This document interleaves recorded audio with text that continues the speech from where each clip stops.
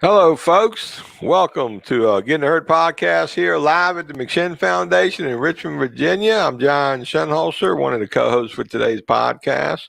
Also a person in long-term recovery from substance use disorders. For me, that means I've been clean and sober, and proudly saying so, for just about 39 years. I think I might make it till August, but you never know. I hope I do anyways.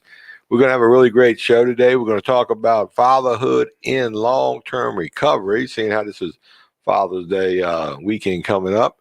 And we got some great guests today, some just awesome fathers in recovery. And I'm going to let them introduce themselves. I'll start with Walt, since he's right next to me. Hey, family. My name is Walter Randall. I'm not ashamed. My last name was given to me at birth. I'm a person 25 years long-term recovery. I'm excited to be here and be part of this program, and let's see what direction we go. Jesse Wysocki, you up? My turn. I always get that introduction. Jesse Wysocki. Yeah, buddy. That's me, y'all. I'm Jesse. What's going on? What's it, huh? Newcomer in recovery, man. Sitting next to these two, I'm considered a newcomer, definitely. We got 9 years. What do you got? I got a little over 9 years. 9.5 years. Oh boy, long 9.5 years. So together we got about 73 years worth of recovery experience, continuous recovery, and I guess that many years of fatherhood or close to it. Yes. Definitely. Yeah, I was 10 years clean when I had my child. So I was like well into this journey. You know, I took my time, but some of y'all had a bunch of kids before you got in recovery, like Jesse down there. Would you have half a dozen or something? Definitely was me. Yeah. How many children you got, Jesse? So I have 8. Good Lord, you're Catholic, man. You honorary Catholic. No, Mormon. Mormon. They got a lot of kids. Yeah, they do. Yeah, Mormon will work. What do you got, Walt? Well, how many I claim or how many I know of? Well, over the years. Well, I have 4. You know, it's amazing. I don't know a part of the discussion, you know, about being a father that we could get into, but it's during this pandemic, John, after 34 years, man, I found my son, my oldest son, and I have never seen him since birth. Wow. And that was before, you know, my active addiction took off, you know. Well, that's a nice surprise, actually. Yeah. It could be in some cases. Yeah. Well, it's. I think it's more. Well, in this case, what was it? I mean, was it a nice surprise, or how's it working out? He was happy. Well, He was really excited. He was. Yeah. It put closure. You know, because back in 1985, you know, I was messing around with this girl, and you know, and she had me and 2 other guys was messing with the same girl. You know what I mean? You had friends back then. Yeah, friends with benefits. I don't know if that was his. Oh, wait, her or him? Which one? They probably both weren't. Yeah, and so when she got pregnant, you know, it's right at the heap of my addiction.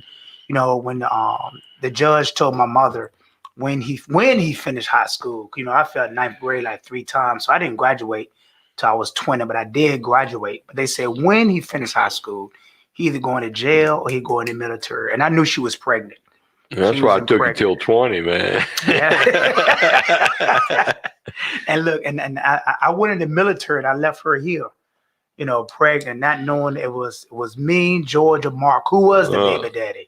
You know, we didn't have that Morris show. I am the baby. We didn't have that show during those times. Did anybody claim it as their son all those years? Well, you know, I found the easy way out because being in the military, you could send the paperwork back, you know, for BAQ. Right. But she wouldn't fill it out because she was living with her mother in the projects. And if she put any income on that paper, they could put out. Oh, I got you. Yeah. So yeah, no one claimed the child. And you know, and my addiction, man, I'm talking about, I'm in Germany. I'm drinking so much. You must have been in the Army, man. I was in the Army, man. Yeah, before I got put out. Yeah. I don't know what it is about the Army. They always take newcomer addicts around 18 years old. They send it to Germany where the beer is strong, man. I've never stood that. And the hashi too. The hashi. We smoke plenty of hashi and blotter acid. And yeah, man. Back in the good old days. Back in I don't know if Jeff was around then. And he probably was, but that stuff they do now kills you, man. Like fentanyl. God. I mean, I'd have been dead. Now, Jesse, you I mean, good Lord, 8 kids, man. I mean, 8. Yes. I know what you make. How do you afford it, man? Well, the good thing, a lot of them are over 18, so they can help out with the milk fund. Yeah, well, they've kind of moved out doing their own thing. And also, I had a similar story to Walt. The twins, I had twins when I was in active addiction, and they were adopted, and so I never really had any part in raising them. And then when they turned 18, we got connected, and now we've been, we talk and got a relationship. So it's pretty good. Oh, good for you, man. So let's just do this. Like Jesse, I got to watch you a few years back come along, and I see how you interact. You got, I think, the baby in the family, the youngest child. How old is it? Luna. Luna, yep, she's 2.5. 2.5 years old. 3 in September. Yeah, I seen how you come up in here like you was some kind of mayor of the weight pile in the yard, man. But I see the way you handle Luna. It's like, boy's got a heart. Yeah, man. It's totally different with your kids. Right? It is. Being in recovery for a while, it's a little different than the one you got now and the children you had previous. Yeah, it is. Have they picked up on that, the older ones? Yeah, well, my Cam and Cadence, they're 12 and 11. They were too young, and they both were like a couple years old, so they don't really have too much memory of me actively using. My older ones, they do, and there's a lot of resentments there. Right, they think, that I had my one daughter, which we got a good relationship, but Maya asked me one time, she's like, why do you treat so and so this way and this and that? And I tried to, explain to her, look, all my kids, they got different personalities and they're treated a different way. It has nothing to do with, me liking one.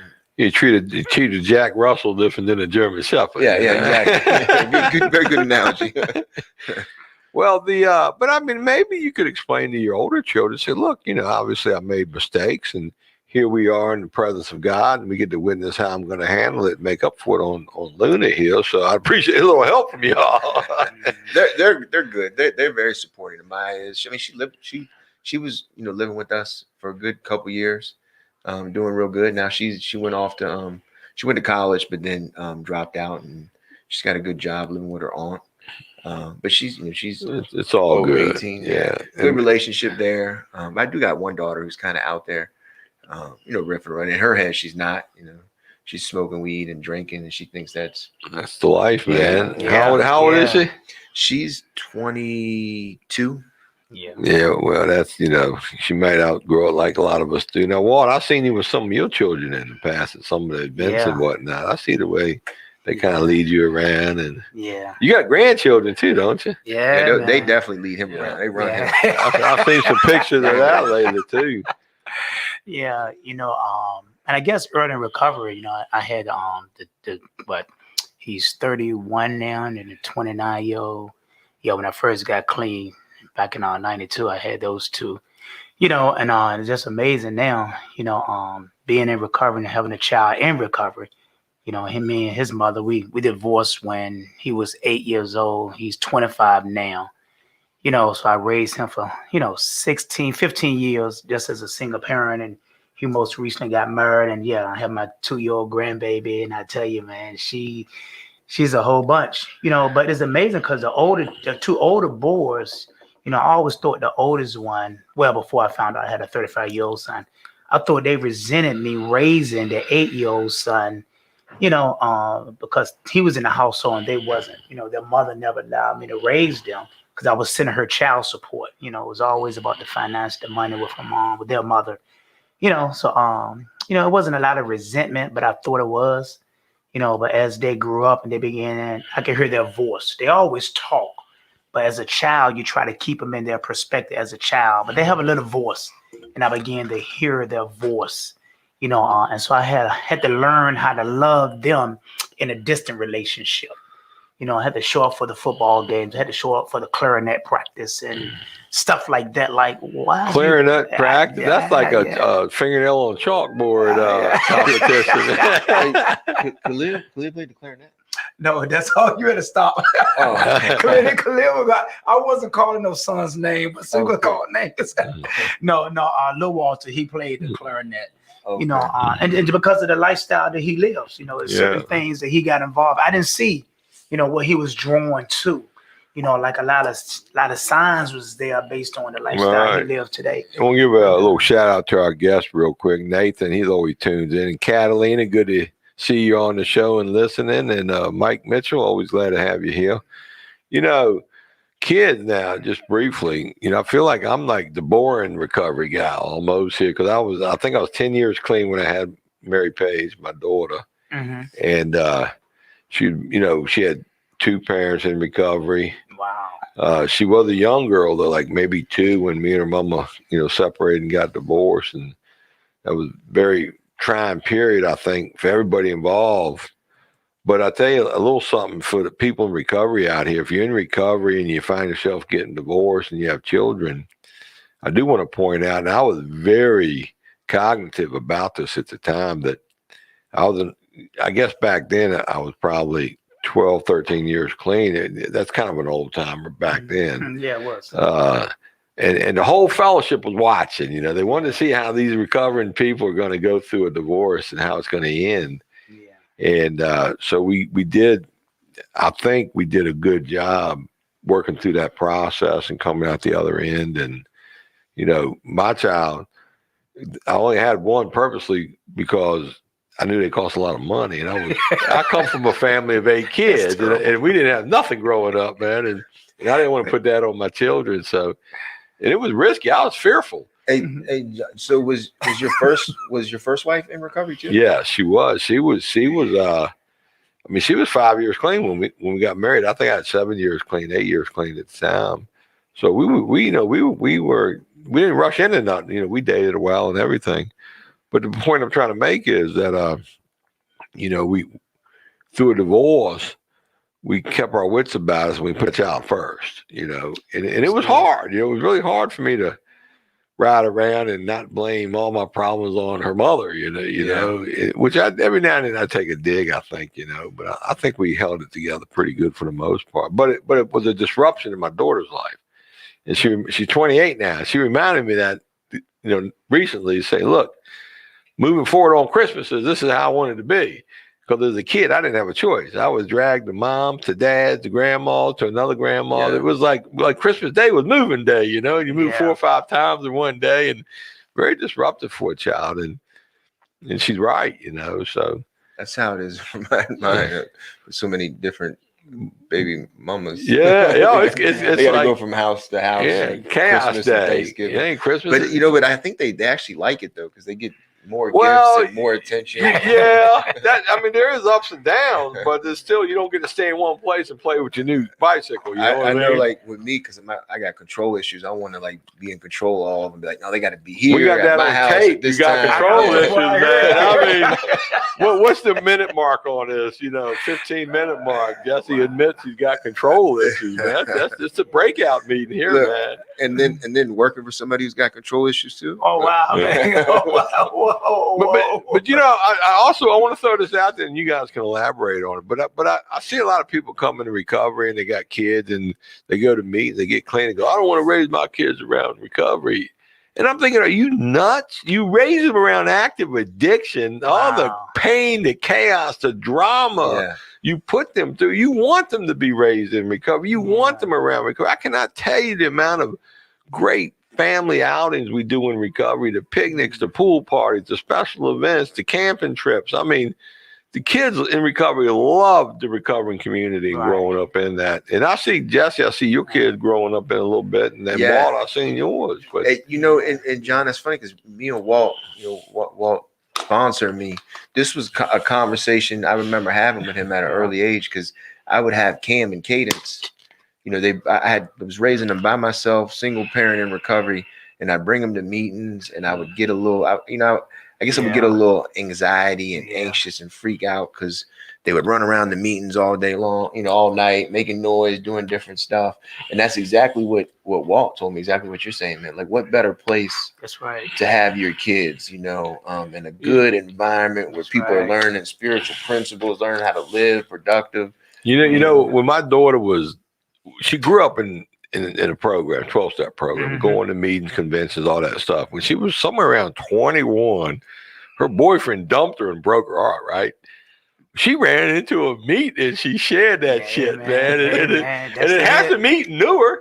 And it was like they had this great healing moment for an hour, you know. So I mean, what a testament to recovery and to the people in it and the meetings. Yeah, that's funny, John. My one of my oldest daughters, Amaya, she used to go to meetings with me, and she loved it. She wanted to go. She's like, where can I go? Is there a meeting? Is there a support group that I can go to? So I tried to get her plugged into ones because she loved the feeling that you get there. You know, you're damn right. The way you get plugged into the higher power. You know. Yeah. Walt, you're big on this fatherhood stuff, man. You love talking to our people about it, and it's a big deal, man. Yeah, you know, it's two pieces about that, John. You know, I'm gonna go back when you talk about the parenting and recovery. Now, it's amazing because when me and my second wife, when we divorced, you know, she gave me custody of my son in recovery. Here, you take him. He's too much like you. You take him. That's exactly. Man, you hit the nail on the head. Yeah, she told the judge in court, Your Honor, I think it's in the best interest that my son go to his father. You know, because it's people in recovery who taught me how to be a parent in recovery. You know, I watch other guys being a single parent raise their kids, and I was looking at a person who put a comment out there. I think it's Helena Moss. She put a comment out there, you know, that you was one of the best parents, and you know, back in those days, you know, you bring your kids to the group and they help you to raise your child, you know. And I was listening to Jesse because it was then Jesse. They taught me, you know, to bring a coloring book, you know, bring quiet toys, you know, bring your child to the meeting so they could see you recover. Because days like today, my son, he'll tell me real quick, you need to make a meeting. Yeah, you call your sponsor. You know what I mean? Because we raised them up. That's good intel right there, man. It's a great thing. Now, what do you do when he tells you that? I call my sponsor. You don't get mad at him? No, man. Because evidently he sees some behavior. You know, we got to be real mindful. Picking up the drug is the last thing we do. You know, but we see those behaving patterns that we get comfortable in. And so when your children get seen, they can identify. And again, remember, our kids have little voices because we raised them up in recovery till they learn to communicate.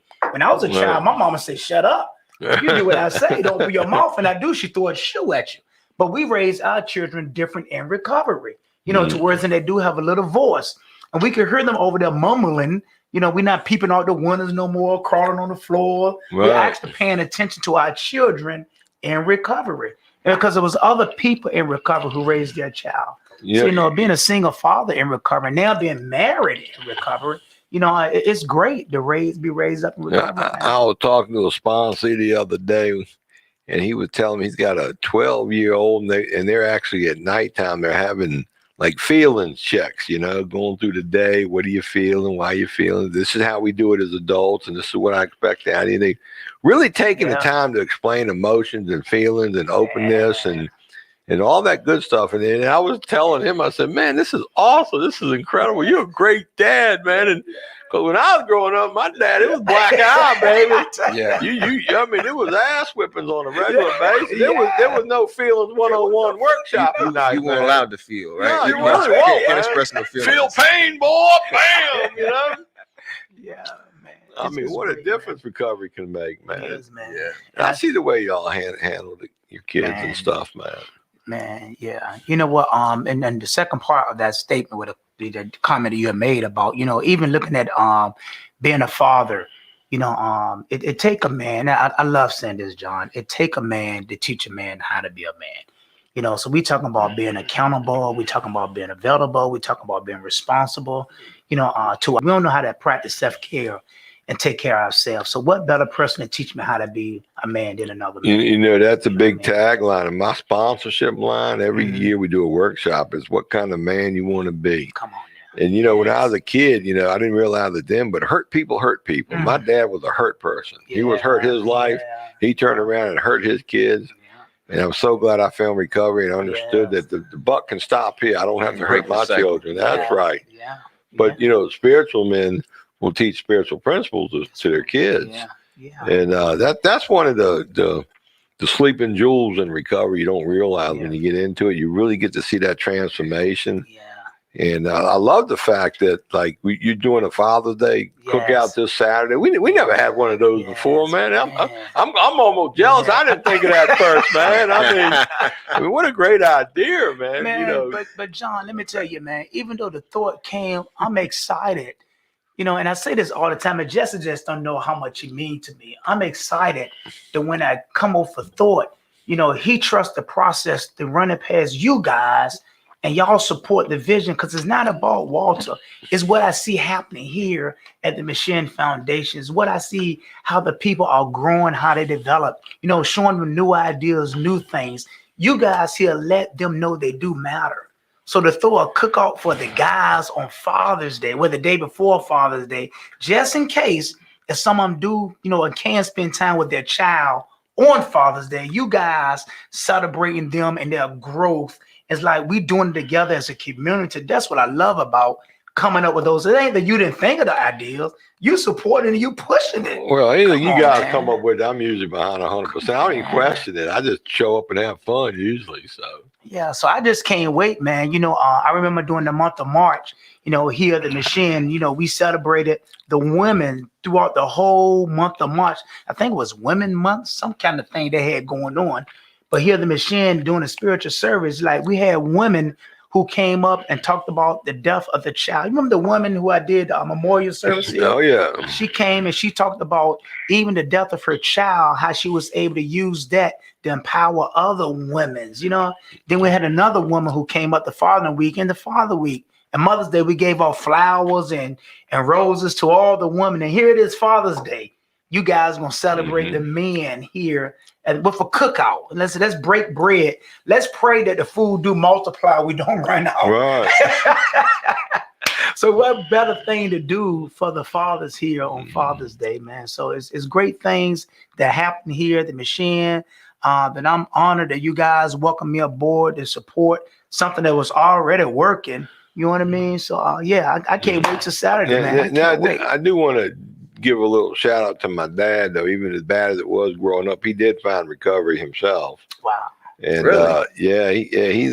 he got sober in a 12-step program that celebrates sobriety. I'll let y'all figure out which one that was. But I think You're not allowed to say I think it it's on the hurt. well, I don't say I'm it just by messing name, with you, man. yeah. But he's got a 43-year sober right now, and he's still alive. And we expect this. Hopefully, there'll be more Father's Day, but this might be the last one. He'll be around. But we spent decades of quality time together, healing, man. patching things up, and it was really good that, you know, if you need recovery, get in recovery. You know what I mean? Fathers, sons, daughters, and moms and whatnot. Jesse, you got to unfortunately experience the challenge of losing a son in recovery. Yeah. And I know that must weigh heavy on you from time to time, but he did get to see you in recovery too. Yeah. I mean, it's definitely you know, I struggle with talking about it. Like you always bring that you bring it up, you know, and the talking about peace, and Walt talks to me about it too. But you know, ultimately, you know, I miss Justin all the time, and but I'm grateful, right? That I was able to get clean, and what you did with what you were talking about, what you did with your father, I was able to do that with him, because you know, he did see me down and out, and he seen me at my worst, and he kind of, you know, tried to follow my footsteps. You know, he started doing the same drug I was doing, you know, running around the same streets I was running around, and kind of thinking that was cool to do. And you know, of course, there's a piece of me that thinks that that's all my fault, you know. But from learning from y'all and working a program, I know it's not. But I'm really grateful for the time that we were able to have together. Man, I'm telling you, it was just it's like sometimes what's happened with me over the few years, John and Walt, and y'all have witnessed it. Like there's trying times that have happened in my life, you know, losing my son, and then it's like at the same time, God, I lose Justin, and then Kelly's pregnant with Luna. Here come Luna. Whoop, Yeah, whoop. and it's like it's almost like, God, you ain't got no time to you know, to grieve, you know, or to, you know, you basically, you know, you gotta, you know, you still gotta live your life. And that's something that I've struggled with, because like there's shame with me sometimes, thinking that I'm supposed to do something differently, or you know, I'm not doing it the right way. And what I mean is, I mean like the grieving process with it. I mean, ain't a day that go by that I don't miss Justin, you know, but am I doing it wrong? as far as the grieving piece. Well, a friend of mine, a sponsee, matter of fact, Jimmy McGill down in Arkansas, he just wrote a book. It's published. You can get it on Amazon. It's called From Prison to Purpose. And I read that book and I got to think, man, what a crummy deal he got with the father he got in that book. Mm. And no wonder he's the way he is. Then I see the way he treats his children now. It's like complete turnaround. And so many of us get that opportunity to have a crummy upbringing, but turn it around for the next generations. But at the same time, when we go through tragedy and losses, we're able to use those experiences and help, the second act, third act, next act be a good act, And so it's always evolving. You know what I mean? That's something that was like my driving force. It's just like exactly what you're saying, John. Like it was like I got, I'm losing Justin, but I still have, I have Camden, Caden, Samaya, Luna. I have some kids that are still looking at me, watching me, looking for guidance, and they need me. And that kind of like was a passion for me to get up and continue to do what I'm doing. Now, all of us, we're getting up there in age. And we hold on. Well, hey, look, you ain't getting everybody no younger, out there, man. everybody out there that's watching, I'm definitely younger than both you of them. are the He newcomer. just shaved his mustache off. Right. You definitely the newcomer and the youngest in the bunch. I'll take the newcomer and the youngest. But we get a lot of kids in here that they're definitely old enough to be, our children's ages, or even, a guy like me. They think of me as some kind of grandfather, you know what I mean? But I know we all treat this population like their own kids. Yes. And a lot of times these kids look at me and I'm thinking, holy smoke, I should probably act more like an uncle or a father to these kids and not so much like a locker room buddy, you know what I mean? Because I'll go into locker room mode and a heartbeat on these guys. And honesty reminds me, John, don't do that. Yeah. You know what, John, and being you saying that locker room type guy, I never had a father. My father, he left when I was 3 and died when I was 9. So I didn't have that relationship, but just to come in here, at the machine and be that I wanted, just have an opportunity, to be there for somebody and to listen and respect them where they at, and help guide them in the right direction. And help them in their decision making, help them to see what happens when you do that. They are the things that I think I looked for growing up. And I found it in the neighborhood and on the street corners, until I come into, a 12-step program, and you guys, because I think I look at somebody put out there's no instructions on how to be a father. But I tell you, man, having a sponsor, someone to guide you, into your manhood, and then you turn around and give it away to a community of people that there is no particular face that you're looking for. It's just practicing the principle, and you watch how they unfold and they grow up and they change and become something greater than they thought it was. It made me feel good just to give it away, man. Right. So for the future fathers looking or the guys in recovery with kids, what are some of the things you wish you had done in recovery? You're clean, you're in recovery, you got principles. Have you had any experiences with your children? You thought, that wasn't the right way to handle it. Jesse, we'll start with you first. You got 8 kids, man. So I definitely have a lot of experiences with 8 of them. But one thing that I've learned from with when we talk about our fathers and then being a father, every kid sees the world with their own eyes, right? So like I have my story of how I was raised, right? And my father probably his version of how it is probably way different than my version. And I've only been able to learn that by raising my kids and hearing some of the things they say or think that I did or done or how they're. Well, the question was, what have you done that you shouldn't have done and you wish you could get it back? Like, Man, I don't know if there's anything I wish I could have. I mean, I think time. I think if I could say that one of the things that I've realized that I haven't that I've had to get better at over the years of being a father in recovery is making sure that they have my time. Like I'm present with them because I can get very sidetracked with being on the phone or, or putting all my energy. So you ignore your children when you shouldn't. That's one of the things. I mean, it's a real simple answer, man. You got some work to do with him, man. But there's ways that we can do it to kind of manipulate, like it's okay, like, hey, I'm going to a meeting tonight, or I got to go to a meeting every night, and I'm forgetting about my kids, and I'm not being attentive to them, so there's ways that I can manipulate it and to make it seem like it's the right thing to do. And I've had to learn to do it. I can't ignore my kids. I got to give them my time. Man, if you don't be their father and be their present and be there for them, I mean, that's why I never give you a hard time when I know you with your family. That's the best excuse there is for being absent for something else. I mean, but where we're at, like we support it so much, like Michelle, like I tell staff all the time, you just don't know if you were at another job. Like you can't use that excuse. I bet if Kelly watches this, she's gonna kick your ass. Well, look, hey, John, she just took a job that's gonna take all her time. Well, who's gonna raise Luna, man? The other kids? We're gonna do it together. Same team. Teamwork, day at a time. Well, Walt, what about you? You done some things you wish you hadn't done. You knew they was messed up. Well, John, in recovery, not active addiction. And in recovery, man, I put so much focus on my son participating in sports. Because I didn't have that father to throw me the football and carry me to a baseball game. And I really focused on sports with my son and never really know what was your dreams. I lived my dreams through my son.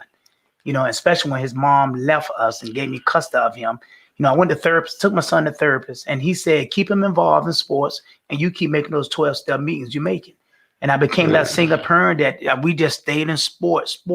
One time I had him playing AAU baseball, AAU basketball, and spring football all in the same season. Like you leave one practice, you go to this practice. This day you got these two practice. I just kept him in sports.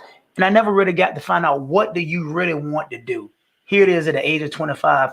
He wanted to be a rapper and sing songs. I thought it was sports. Well, they didn't have travel rapping sessions. Yeah, back but so you got to tell him like you told me, John. So you ignored what your son wanted then. Right. Don't let him get away with that. Well, he may have never told you that along the way. He probably tried to tell him. He tried to tell me. I didn't want to hear it. Yeah. Because I didn't play high school football. Yeah, he supposed to play high school football. And he got a scholarship and he dropped off the first year in college. And I'm still upset. Well, you got to talk to your sponsor. Who's your sponsor, man? Moses? Or who? I mean, come on. Yeah, it's going to be okay, though. It's going to be okay. I got to tell myself sometimes. But if I could have heard his passion and his aspirations more opposed to mine, because he was excited to play those sports, but I didn't hear that. You know what I mean? He was excited probably because you were excited for it. There you go. He was off your excitement.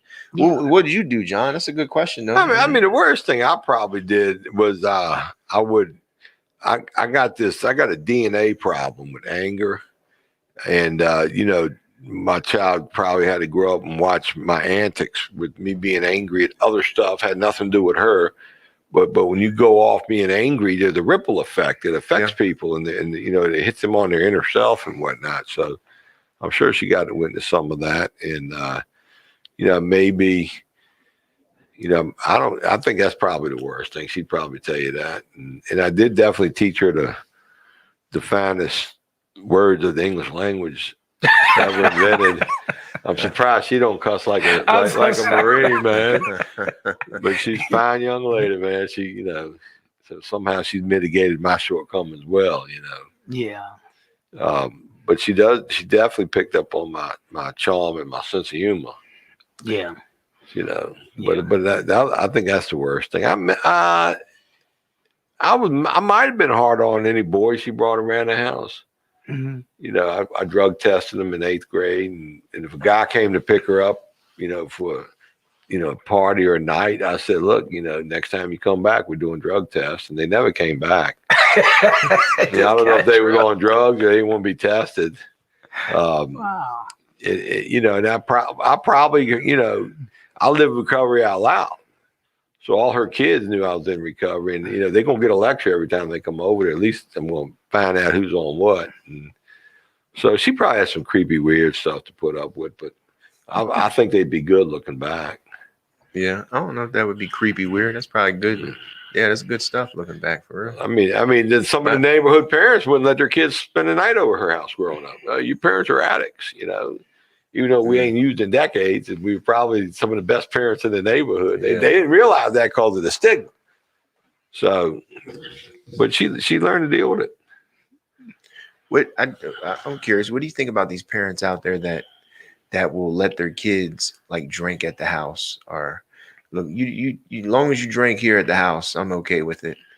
Just don't go out. You know, drink. parents got the right to do what they want with their kids, you know, and you know, I think the old school is the sooner you teach kids how to understand what it is to be out of control because of a substance and why you don't want to do it behind the wheel of a car or out in public or at strangers' houses.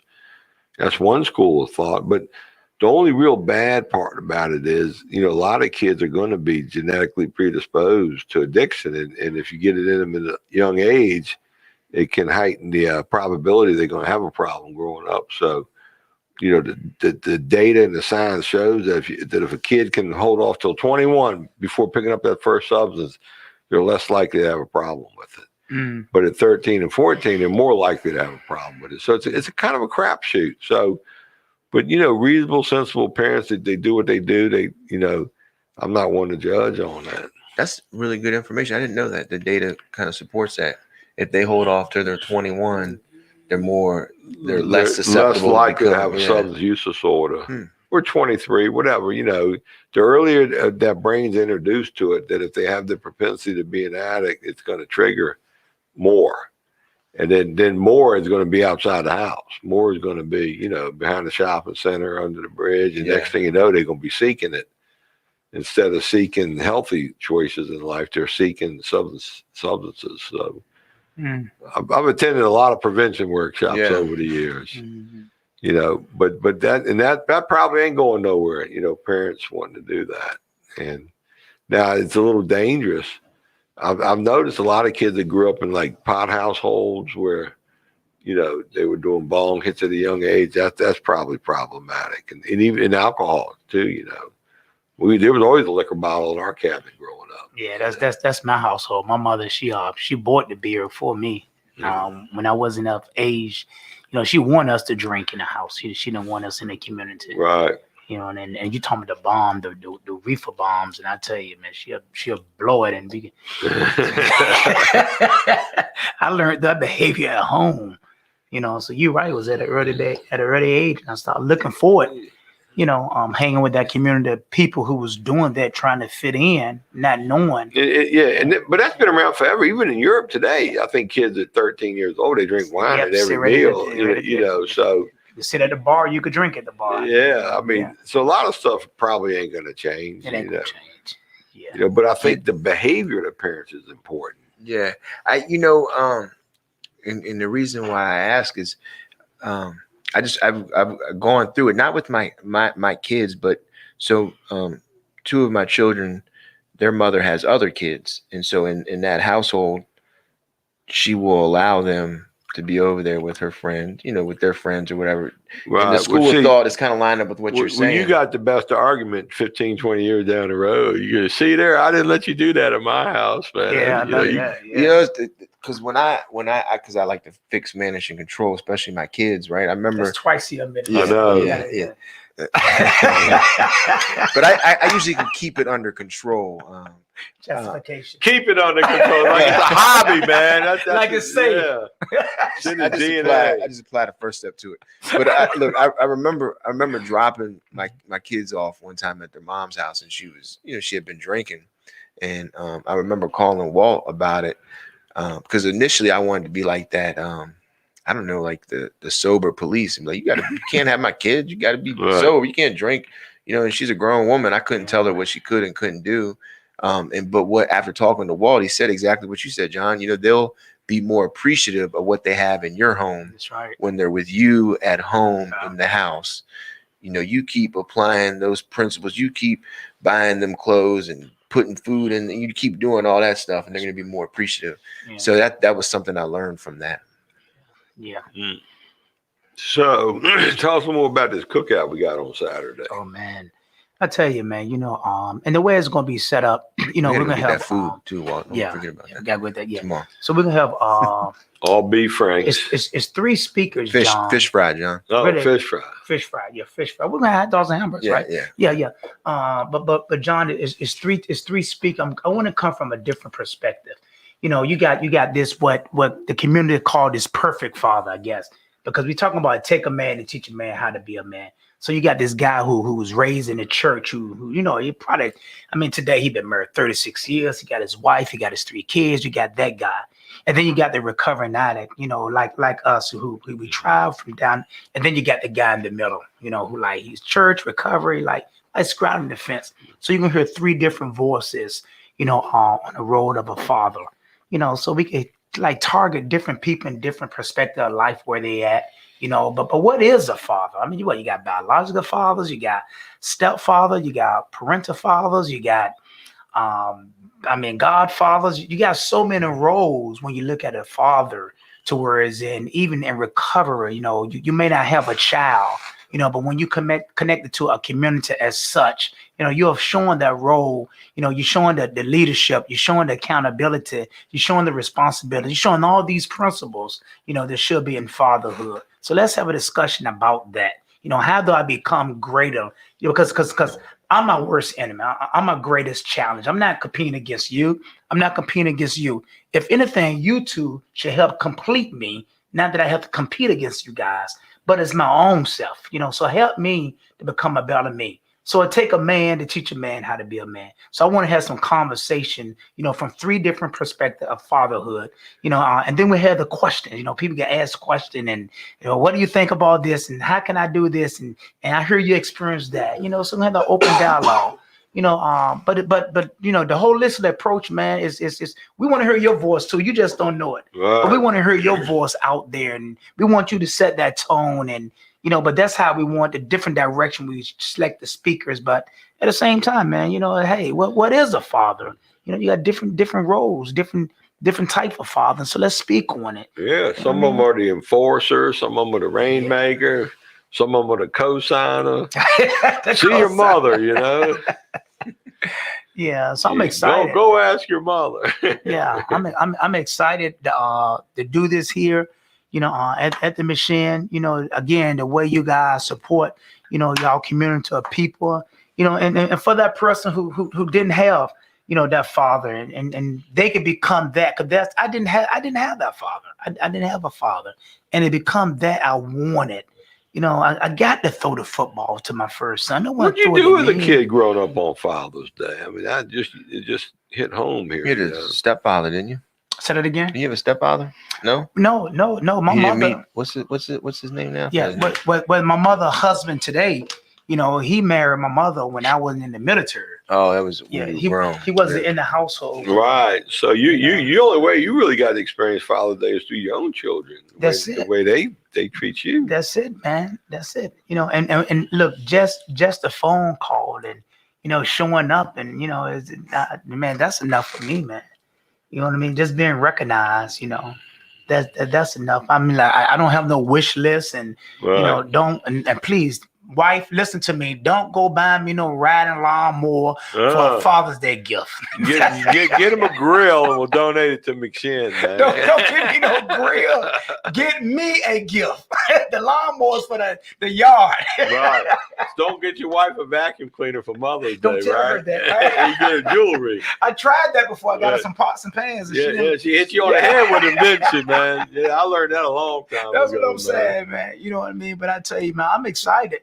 To be a father, to be accountable, to be available, to be loyal, to be faithful to my children. Right. Even though they're grown kids today, man. But again, it's 12-step program, John, to instill those principles, because I didn't have that growing up. No one showed me that. It's coming to a 12-step program, and then being here, at the machine, helping guiding people, on what was taught to me. You know what I mean? Jesse, you have a father growing up? Yeah, dad was he was, I know my dad, he was there, but growing up though, he was in the military. So when my parents divorced, I was with my mom and he was in the Navy. So he left and I don't fault him for that, but I was 9 years old. he leaves and he's got to travel around. You're stationed in different states, and we stayed right here in Virginia. So I didn't really have a strong relationship. Did you try to call him on Father's Day, send him a card, or?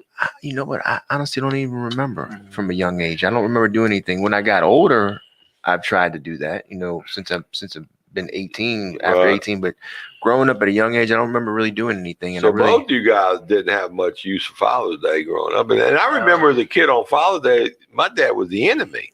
So I'm thinking, why do I want to celebrate the enemy? That's crazy, man. So in a weird way, I didn't have a good spin on Father's Day. Your mother, this is Father's Day coming up. I'm like, are you kidding me? Yeah. Well, my mom, she didn't help though. My mom was very anti-dad. Right. Like she wanted me to not like my dad as well. So, So the three of us as kids, we don't have a clue the real spirit and meaning of Father's Day. But as adults, we were able to experience it through our kids. Yeah. And I can tell you this too, right? Because my mother have been married to the same man for 35 years. That's pretty strong. Right? But let me tell you, so at the age of 20, when I go off to the military, I never came back home. When I left, he showed up. Right. And he been real good to my mother. Right. But he wasn't a father to me.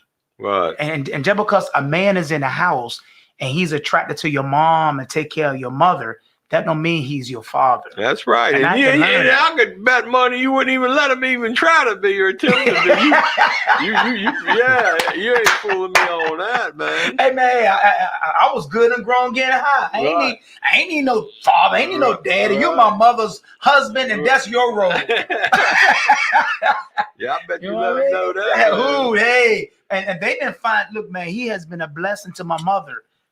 Since my mother been with him, we have always had sugar in the Kool-Aid. Because again, I was raised up in poverty. So he's been a blessing to my mother. But when you talk about a father to me, I didn't need that at that point. My parents been married 70 years. And I still wouldn't be surprised if I find out my mama killed him with the frying pan. and he don't even, and he's bedridden 20 hours a day, but they still go at it like cats and dogs sometimes. Yeah. I said, man, you're a pretty bold old guy for a guy that needs somebody to bring you meals. You're lucky you ain't 89 pounds instead of 289 pounds. Yeah. I tell you, something I learned early on about being a father is, and it ties in with my recovery. Like early on in recovery, I was told to get a sponsor and allow the sponsor to guide me, and kind of direct me. And I remember Camden, I had custody. I'm in single dad and I'm raising him. And, I always kind of I share this as as a sponsorship story, but it's perfect. Like what I learned about being a parent and what I got to be very mindful of being a father. So I remember my son, I let him, I went off to a meeting or something, or on a date or something. He's I don't know, he's 3 or 4 years old, probably 4 years old, I think at the time. And when I get home, the babysitter's like, man, I just got to tell you, your son, don't be mad at me.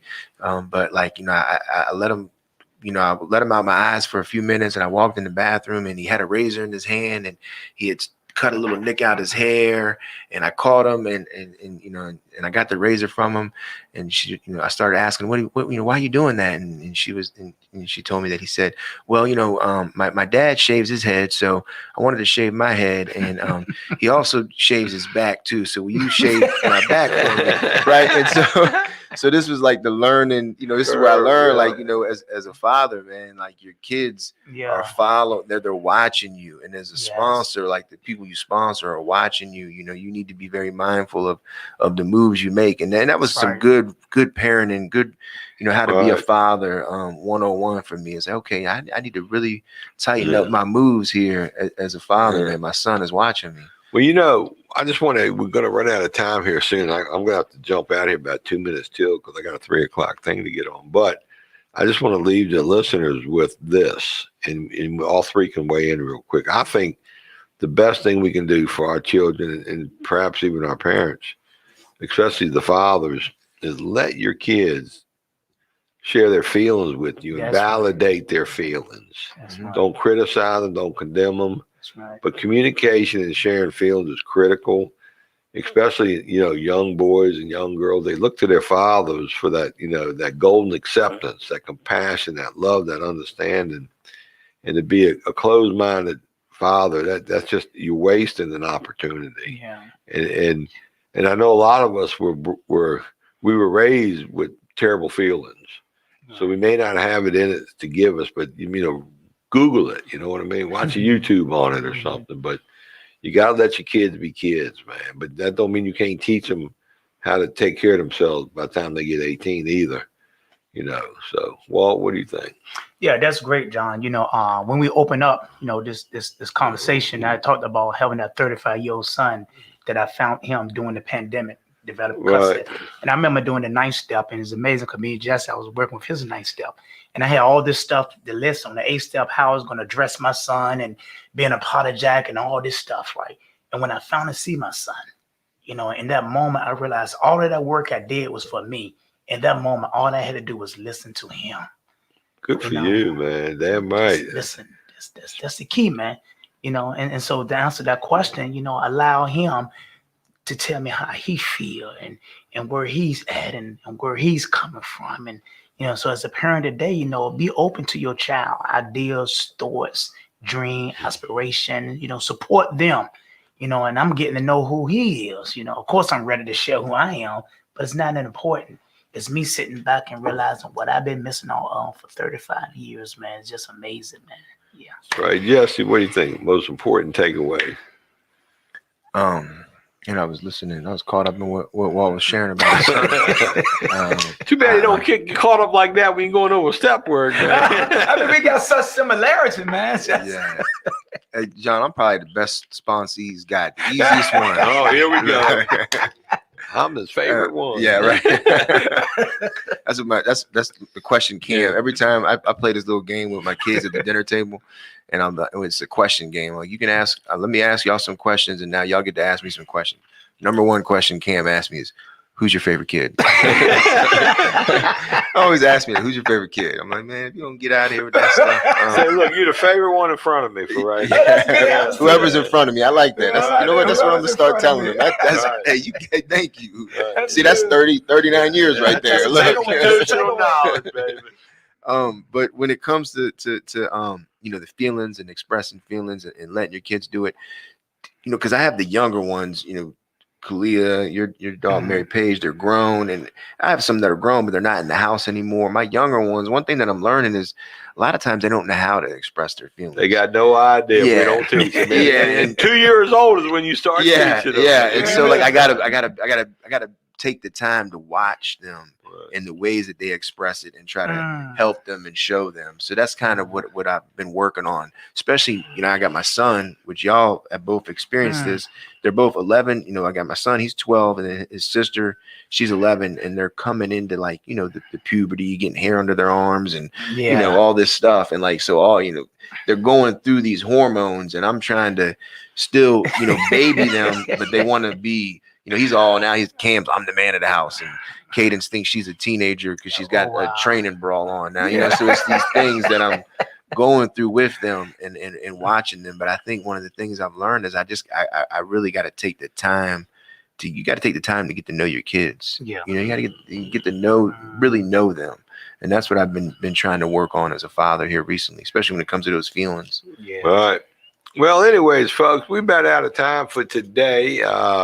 Glad y'all could tune in and I guess learn a few things maybe. I know I certainly learned a lot sitting here. I always love sitting with these two guys, man. I got the best job in the world, man. I get it kicking with old timers in recovery and it just don't get much better than that. Yeah. Like Marshall always says, if you love what you do, it ain't work. It ain't work, man. That's right. So we're going to meet again tomorrow, 2:00, a whole nother show tomorrow. I'm not sure who's coming tomorrow. I'll take a quick look at the cheat sheet.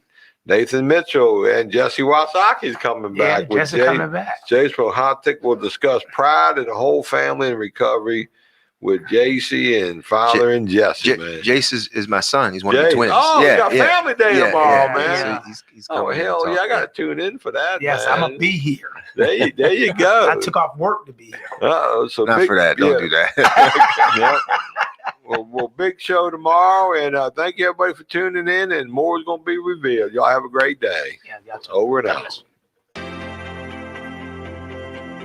Here at McShin, we believe in the McShin way, which is authentic recovery support service providers, people with lived experience, bringing that experience to those who need that lived experience in recovery. Here at McShin, we believe in many things to support our mission. We believe in women empowerment.